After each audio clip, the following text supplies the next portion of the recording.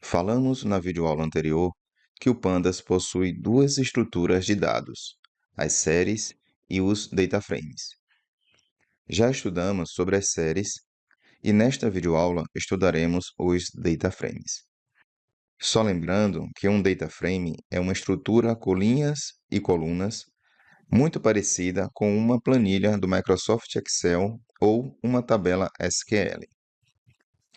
O método básico para criar um dataframe é pd.dataframe e é obrigatório informar os dados como parâmetro. Estes dados podem ser listas, séries e dicionários Python. Podem ser também ND-Array de duas dimensões e principalmente a partir de arquivos CSV, Excel, HTML, JSON, entre outros. Vamos criar os nossos dataframes. Inicialmente, criaremos um dicionário. Lembre-se que um dicionário é definido com pares de chave e valor. Nesse dicionário, temos 3 pares de chave e valor. Perceba que os dados são gerados a partir de séries do Pandas. Fique atento, pois nessa célula unimos diferentes conceitos que são o conceito de dicionário, séries do Pandas e NumPy. Com o dicionário criado, podemos gerar nosso primeiro dataframe. Perceba que passamos o dicionário como argumento, que são os dados. Observe na saída a apresentação do dataframe. As chaves do dicionário se tornaram as colunas. As linhas são indexadas com base nos índices informados e os valores são organizados nas respectivas colunas de acordo com o par de chave e valor. Perceba que foram gerados alguns valores nulos. Isso aconteceu porque a coluna 3 tem 5 elementos e as colunas 1 e 2 possuem uma quantidade menor de elementos. Quando o Pandas não encontra valores para uma linha de uma determinada coluna, ele preenche com o valor nulo. Vamos criar outro dicionário, mas desta vez utilizando listas para informar os dados nos pares de chave e valor.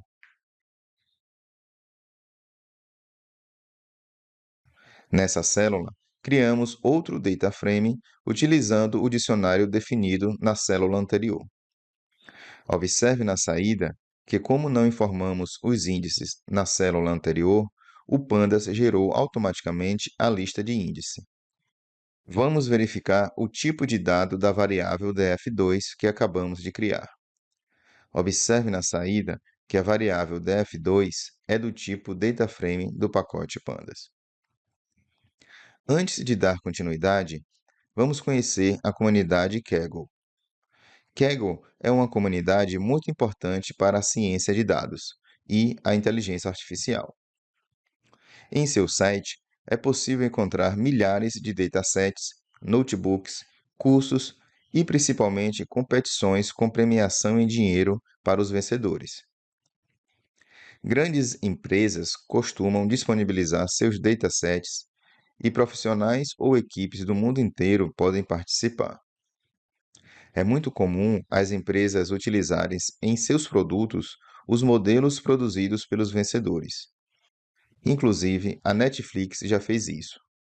Por um bom tempo, o sistema de recomendação de filmes e séries da Netflix utilizou o modelo que surgiu de uma competição na comunidade Kaggle.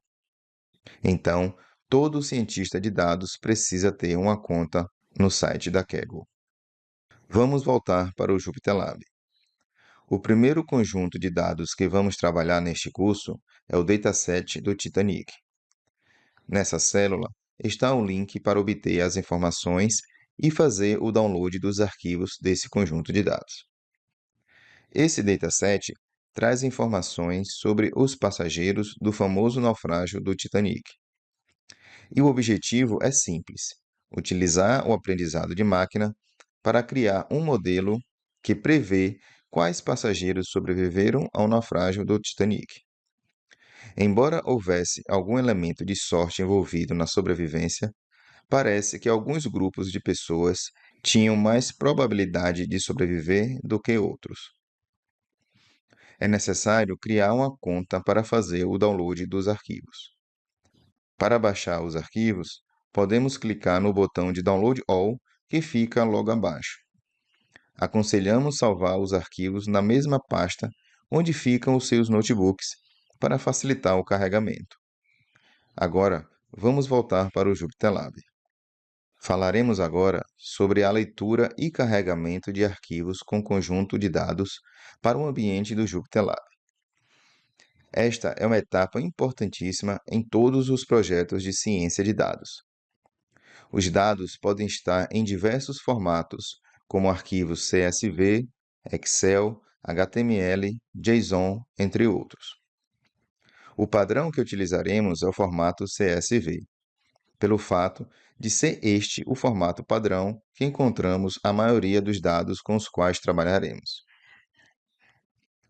Nessa célula, utilizamos o método readCSV do Pandas para fazer a leitura de um arquivo do tipo CSV e automaticamente criar um data frame. Muita atenção aos parâmetros deste método. O diretório e o nome do arquivo devem estar corretos, caso contrário, o interpretador mostrará uma mensagem de erro. Perceba que o arquivo está no mesmo diretório onde ficam os notebooks, dentro da pasta Dados e dentro de outra pasta chamada Titanic. A sigla CSV significa valores separados por vírgula, mas pode acontecer dos valores serem separados por ponto e vírgula ou barra, por exemplo. E essa informação deve ser passada no parâmetro SEP. O padrão do método é utilizar a vírgula como separador. Também é importante informar o encode, que é a codificação dos caracteres e o que permite o interpretador reconhecer acentos ortográficos, por exemplo. Observe o conjunto de dados com 891 linhas e 12 colunas.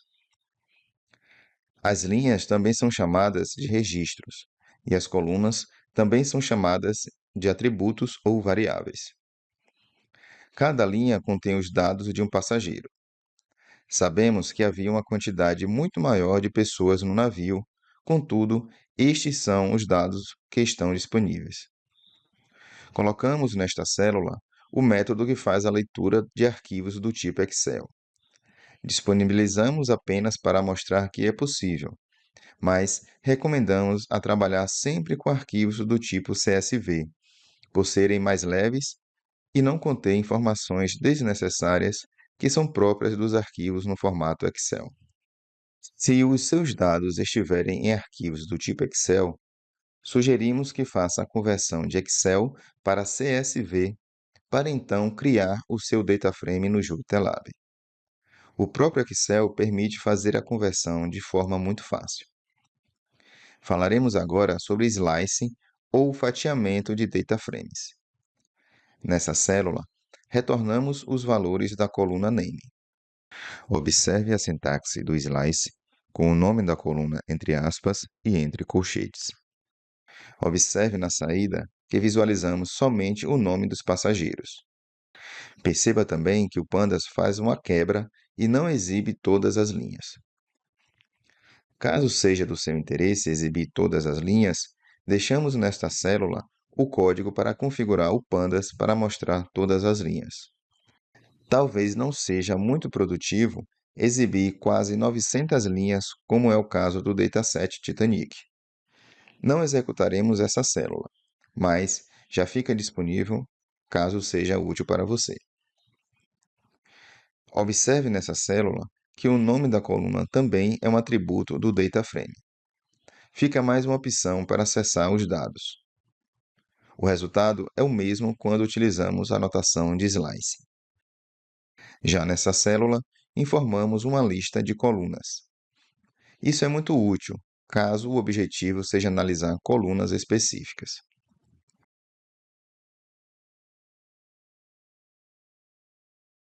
Nesse código, retornamos o intervalo de linhas. Nesse exemplo, a linha com índice 3 é exclusiva. Nessa célula, retornamos colunas e linhas específicas. Perceba que unimos os códigos das duas células anteriores, uma lista de colunas e um intervalo de linhas. Podemos também retornar um intervalo de linhas utilizando o método iloc. Agora, vamos imprimir o DataFrame DF1 para mostrar outras possibilidades de fatiamento. Nesse código, retornamos o intervalo de linhas utilizando o rótulo dos índices. Já nessa célula, retornamos linhas específicas utilizando o método loc. Lembrando que no método loc e no método iloc, utilizamos colchetes, ou seja, a notação de slicing. Agora, falaremos sobre como pesquisar registros em um DataFrame.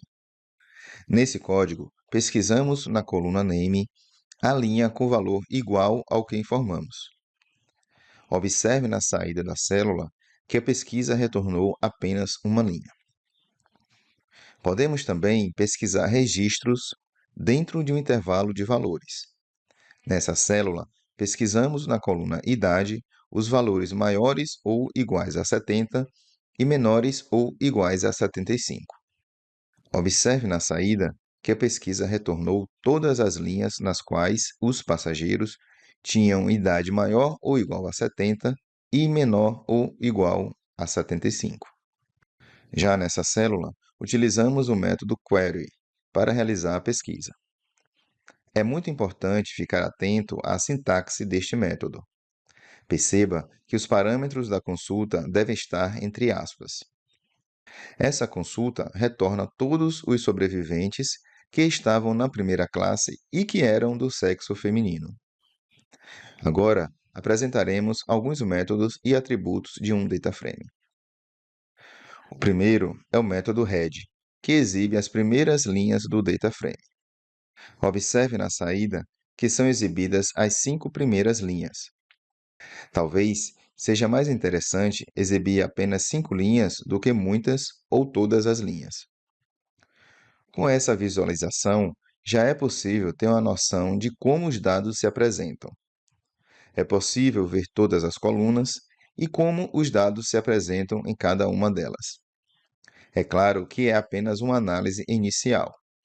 Ainda podemos fazer diversas outras análises. O atributo index retorna os índices de um DataFrame.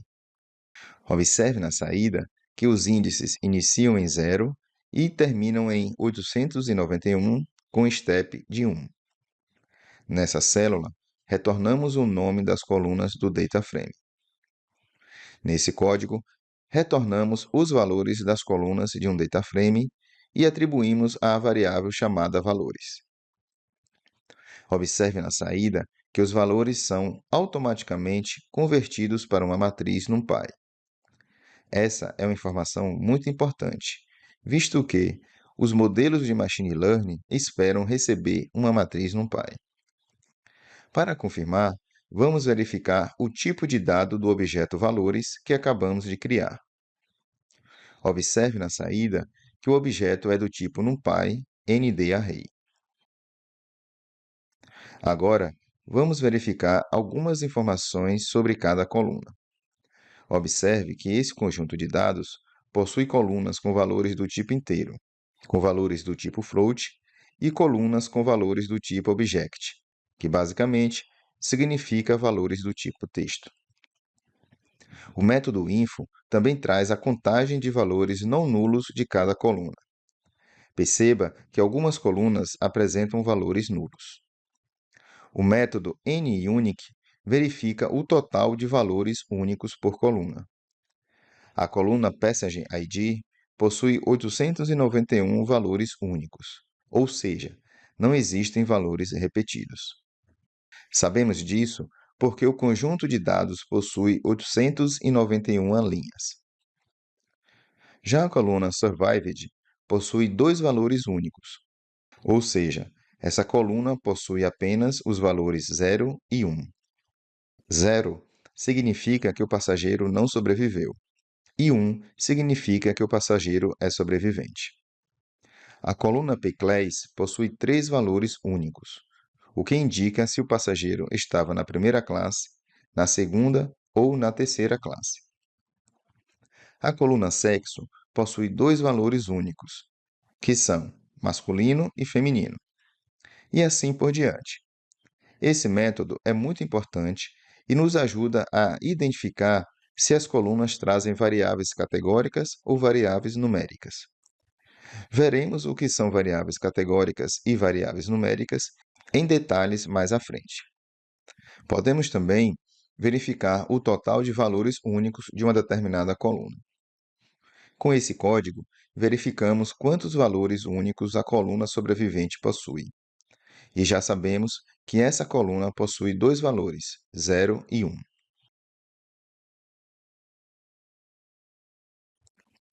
Com o método Unique, retornamos os valores únicos de uma coluna. Observe na saída que os valores da coluna embarcado são as letras S, C, Q e também valores nulos. Também podemos fazer uma cópia do DataFrame utilizando o método copy. Esse método é muito útil porque, à medida que realizamos transformações no conjunto de dados, algumas informações importantes podem ser perdidas. Dessa forma, fazemos um backup do conjunto de dados. Com o atributo shape, visualizamos o número de linhas e colunas do DataFrame. Mas, se o objetivo é visualizar somente o número de linhas, informamos o número 0 entre colchetes. E como já sabemos, o dataset do Titanic possui 891 linhas. Da mesma forma que podemos obter o número de linhas, também podemos obter o número de colunas. Observe que informamos o número 1 entre colchetes. E como também já sabemos, são 12 colunas.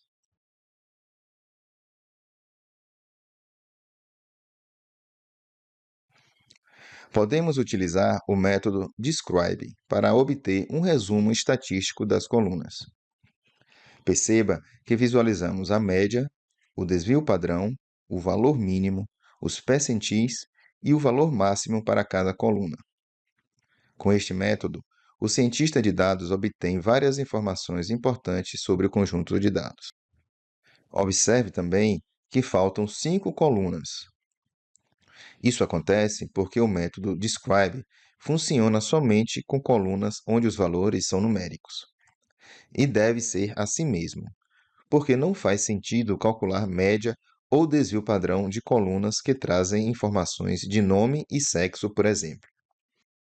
Nessa célula, vamos obter uma informação importantíssima, que é a contagem de frequência de valores de uma coluna. Nesse código, retornamos a quantidade de passageiros sobreviventes e não sobreviventes. Observe na saída que há uma quantidade maior do valor 0 do que do valor 1. Isso significa que existe uma quantidade maior de passageiros que não sobreviveram. Podemos adiantar que essa diferença pode ser um problema para o cientista de dados. Se o cientista de dados entregar ao algoritmo de machine learning os dados com essa diferença, é possível que o algoritmo aprenda mais sobre os passageiros que não sobreviveram do que sobre os sobreviventes. E isso é ruim para o modelo de aprendizagem. Então, teremos que aplicar algumas técnicas para resolver esse problema, e veremos no momento oportuno. Podemos renomear as colunas utilizando o método columns. Você lembra que as colunas estão com os nomes em inglês ou com abreviações de difícil identificação? Podemos modificá-las para facilitar o nosso trabalho. Observe que passamos uma lista com os nomes desejados. Tem um detalhe muito importante. Essa lista deve ter a mesma quantidade de colunas que o DataFrame possui. Como esse DataFrame possui 12 colunas, então devemos informar 12 nomes novos. Observe na saída que as colunas foram renomeadas. Se o objetivo for renomear colunas específicas, utilizamos o método rename. Perceba que esse método possui um parâmetro chamado columns, e passamos como argumento um dicionário onde cada par de chave e valor informa a coluna que desejamos renomear e o novo nome que será dado a ela. Por exemplo, a coluna ID será renomeada para código e a coluna nome será renomeada para nome completo. Também atribuímos o valor true ao parâmetro inPlace, para que as alterações sejam salvas diretamente no DataFrame. Observe que as duas colunas foram renomeadas. Trabalharemos agora com o DataFrame DF2. É possível adicionar uma nova linha no final do DataFrame.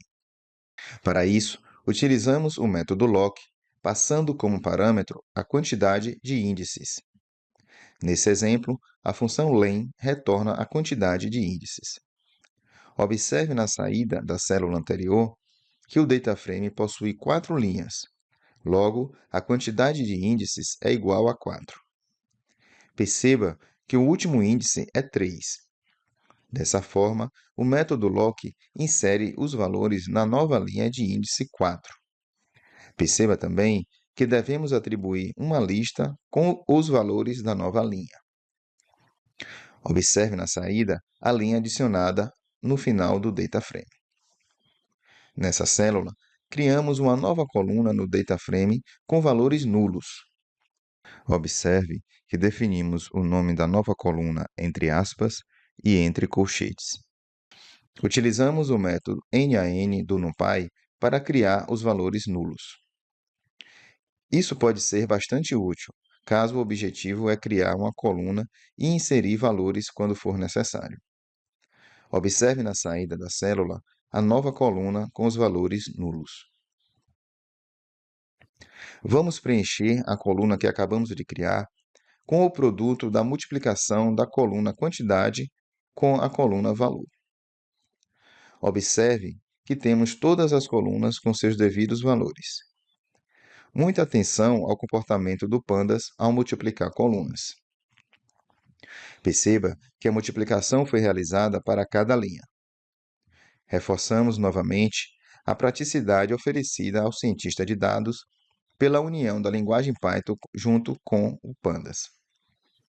Com apenas uma linha de código, fizemos a multiplicação de duas colunas. Se tivéssemos que desenvolver um código para realizar essa tarefa, com certeza escreveríamos algumas linhas. Podemos também adicionar uma nova coluna e realizar a soma com apenas uma linha de código. Ao atribuir o valor true ao parâmetro numeric_only, faz com que o pandas inclua no cálculo somente as colunas com valores numéricos. Perceba que a nova coluna recebeu o somatório de todas as outras colunas. O cálculo foi feito para todas as linhas. É preciso ficar atento ao intervalo de linhas e colunas especificado no método iloc. Da mesma forma que incluímos uma coluna, também podemos incluir uma nova linha com o resultado de uma operação matemática com o DataFrame. Perceba que o valor 0 foi atribuído ao parâmetro axis, e na célula anterior foi atribuído o valor 1. Perceba também que utilizamos o método lock nesta célula. Veremos como excluir linhas e colunas de um DataFrame. Para excluir linhas e colunas, utilizamos o método drop. Nessa célula, excluímos a coluna informando o índice, e no caso é a coluna com índice 3, essa que acabamos de criar e demos o nome de somatório. Atenção para o parâmetro axis, que está recebendo o valor 1. Quando queremos trabalhar com as colunas, informamos o valor 1. E quando queremos trabalhar com linhas, informamos o valor 0 para o parâmetro axis. Podemos também passar como parâmetro para o método drop uma lista com o nome das colunas que queremos excluir. Veja que restou apenas uma coluna no DataFrame. Já nessa célula, utilizamos o método drop para excluir linhas específicas. Perceba que passamos como parâmetro uma lista com as linhas com índice 0, índice 2 e com o rótulo total. É importante reiniciar os índices após a exclusão de linhas. Observe que, ao reiniciar os índices, foi criada uma nova coluna chamada Index. Essa nova coluna possui os índices originais para cada linha. Perceba que os índices não estão ordenados. Por essa razão que reiniciamos os índices. Essa coluna Index pode ser excluída, caso não tenha utilidade. Os novos índices aparecem na primeira coluna à esquerda. Podemos excluir com base em uma condição. Nessa célula, excluímos as linhas cujo valor da coluna quantidade é menor do que 10. Observe que novamente foi criada uma nova coluna após reiniciar os índices. Perceba que a coluna dos índices está correta iniciando em 0. Antes de continuar, vamos apagar as colunas desnecessárias. Nesse código, definimos rótulos para os índices do DataFrame.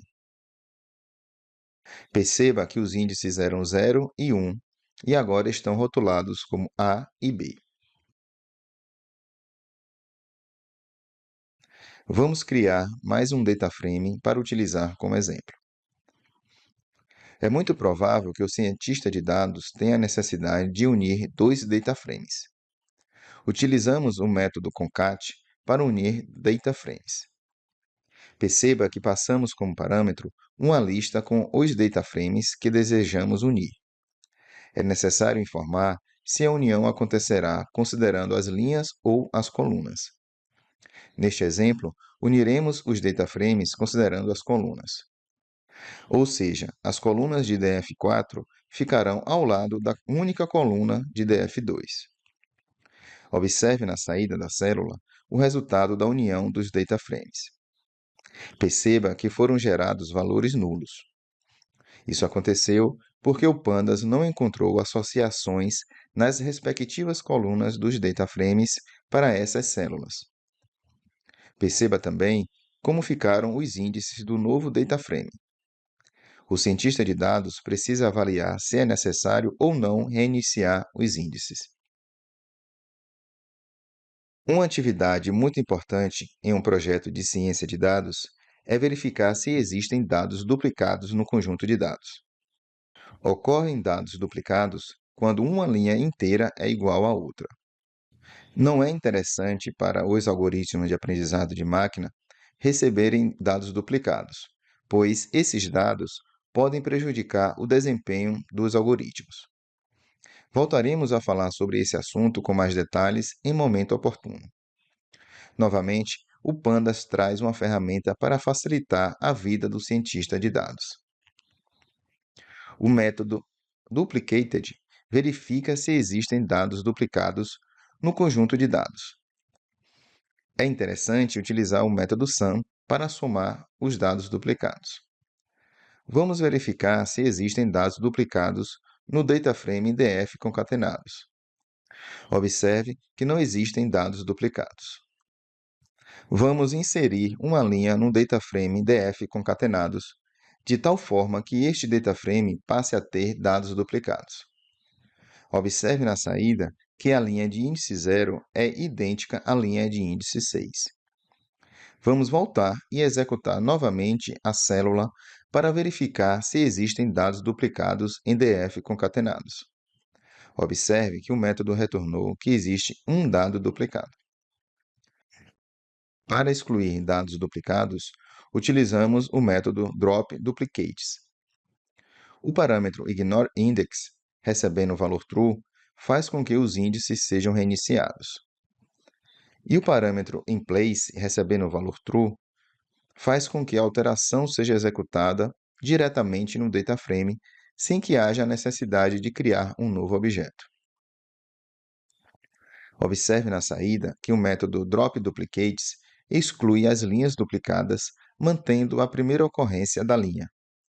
Perceba que os índices foram reiniciados.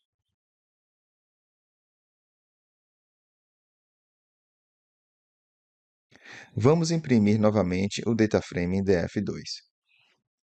É possível alterar um valor específico de um DataFrame. Para essa tarefa, utilizamos o método replace. Observe que precisamos passar como parâmetro uma lista com os valores atuais que desejamos alterar e outra lista com os novos valores. Nesse exemplo, as duas linhas da coluna quantidades serão alteradas, recebendo os valores 5 e 8. Observe na saída que as duas linhas foram alteradas conforme previsto. Também podemos alterar valores de uma coluna baseado em uma condição. Nessa célula, atribuímos o valor 99 para as linhas onde os valores da coluna quantidade são maiores que 1 e menores que 7. Observe a alteração. Agora, veremos como salvar um dataframe em um arquivo no disco. Durante a fase de exploração dos dados, realizamos diversas transformações no conjunto de dados. Mas, quando fechamos o JupyterLab, todas as informações são perdidas. Ao abrir o JupyterLab novamente, teremos que executar todas as células para poder voltar ao ponto que paramos. Uma alternativa é salvar o resultado do trabalho em um arquivo e, quando retornar ao trabalho, basta abri-lo e continuar de onde paramos. Primeiro, mostraremos como salvar o dataframe em um arquivo Excel e depois mostraremos como salvar em um arquivo do tipo CSV. Para gravar arquivos em disco, precisamos importar o pacote OS. E para salvar o dataframe em um arquivo do tipo Excel, utilizamos o método toExcel. Perceba que precisamos passar como parâmetro o caminho onde o arquivo será salvo e o seu nome. A pasta onde o arquivo for salvo deve existir. Observe que fazemos o tratamento de exceções para que seja impressa uma mensagem na tela caso o interpretador não consiga salvar o arquivo. É só executar e, se não aparecer nenhuma mensagem de erro, significa que deu tudo certo. Então, vamos supor que o cientista de dados trabalhou o dia inteiro, fez as transformações no conjunto de dados e salvou o trabalho em um arquivo. No dia seguinte, o cientista de dados vai abrir o arquivo e carregá-lo em um dataframe. Utilizamos o método readExcel para abrir arquivos do tipo Excel. Observe na saída que o Pandas criou uma nova coluna de índices e uma nova coluna sem nome com os rótulos que havíamos definido. Cabe ao cientista de dados ficar atento a estes detalhes e realizar o tratamento adequado, seja renomeando ou deletando colunas. Lembrando que o tipo padrão de arquivo utilizado pela comunidade de cientistas de dados é o formato CSV.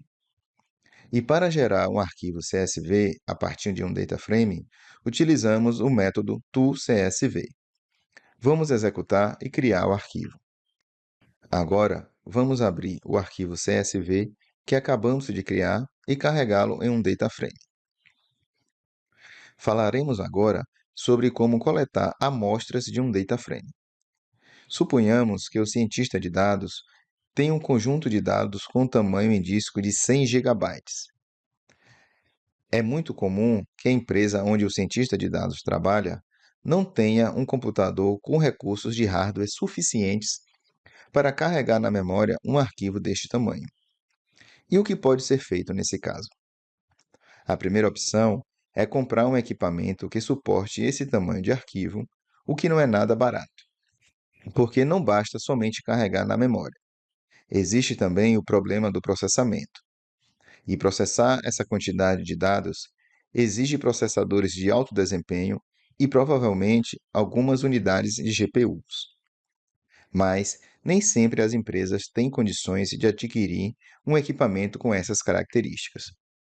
A segunda opção é fazer uso de técnicas da estatística inferencial baseada em amostragem dos dados. Estudaremos sobre estatística inferencial com mais detalhes mais à frente neste curso. Mas podemos adiantar que essa técnica utiliza uma parte dos dados para fazer inferência à totalidade destes dados. Dessa forma, utilizamos um conjunto de dados com um tamanho menor, o que nos permite trabalhar com máquinas que têm um menor recurso de memória e processamento. Utilizamos o método sample para selecionar aleatoriamente amostras do conjunto de dados. Nessa célula, selecionamos apenas uma linha do dataset Titanic. A escolha deve ser feita de uma forma bastante aleatória e o método faz isso. Também podemos especificar a quantidade de linhas desejadas. Nessa célula, atribuímos o valor 3 para o parâmetro n, o que significa que o método retornará 3 linhas aleatórias. Toda vez que essa célula for executada, serão selecionadas linhas diferentes.